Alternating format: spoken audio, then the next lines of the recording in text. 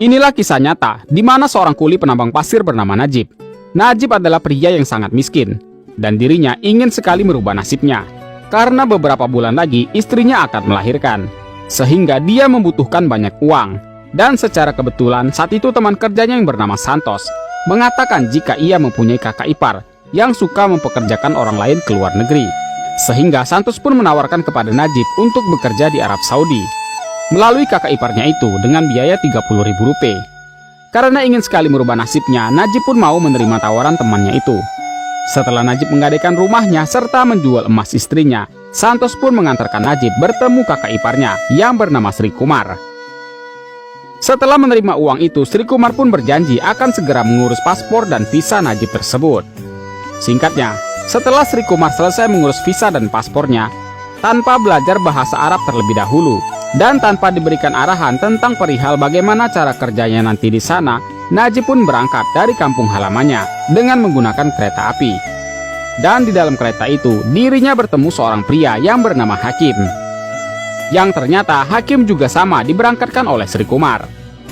Dan terlihat Najib yang saat itu pergi untuk merubah nasibnya, ditatap dengan penuh kesedihan oleh sang istri yang bernama Sainu. Setelah melalui perjalanan jauh menaiki pesawat, akhirnya mereka sampai di Bandara Arab Saudi. Dan di sini mereka tidak mempunyai pengalaman sama sekali. Mereka pun kebingungan karena mereka tidak dapat menemukan orang yang akan menjemput mereka. Mereka hanya bisa pelangak-pelongo di bandara tersebut. Mau bertanya mereka pun kesulitan karena mereka tak bisa berbahasa Inggris apalagi bahasa Arab. Tak lama mereka bertemu dengan seorang pria India. Pria itu mencoba membantu mereka dengan menelponkan nomor yang diberikan oleh Najib. Namun sayang, nomor yang diberikan oleh Najib merupakan nomor telepon kantor perusahaan. Karena pada saat itu hari Jumat, panggilannya pun tidak ada yang mengangkat, disebabkan saat itu sedang hari libur kerja. Namun pria itu meminta mereka jangan khawatir, karena mereka memiliki visa. Yang pasti, majikan mereka itu akan datang menjemputnya. Dan kemungkinan mereka sedang dalam perjalanan.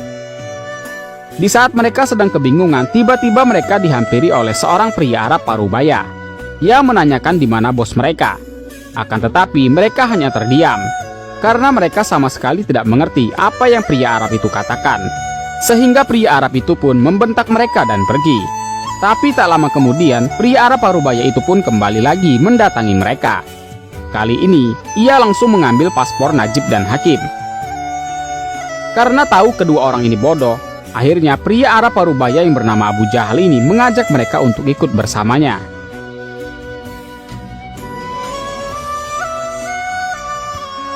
Melihat itu, mereka pun menyangka jika si Jahal ini adalah majikan mereka. Mereka pun mengikutinya. Tapi ketika hendak naik ke mobil, di sini Hakim merasa sedikit curiga karena mereka itu akan dipekerjakan di sebuah perusahaan. Jadi mustahil rasanya jika majikan mereka menjemputnya dengan mobil butut seperti ini. Akan tetapi meskipun ragu, namun mereka tetap naik juga ke mobil si Jahal. Di atas mobil bak terbuka itu, Hakim tampak takjub dengan terowongan yang ia lewati.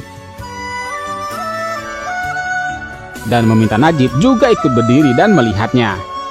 Setibanya di tempat terpencil, mereka pun diturunkan oleh si Abu Jahal. Nampak dari raut wajahnya, mereka sangat kebingungan. Mengapa mereka diturunkan di tengah gurun pasir yang sepi?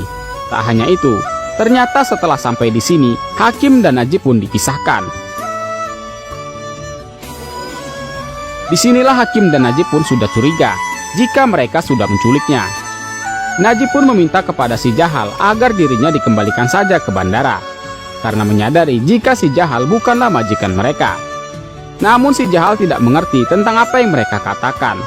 Walaupun mengerti, tentu Jahal tidak akan mengembalikan mereka ke bandara, melainkan akan mempekerjakan mereka dengan paksa tanpa upah, sampai mereka mati. Nah guys, bagaimana kelanjutan ceritanya? Kita lanjut di next part, tetap di Snack Video.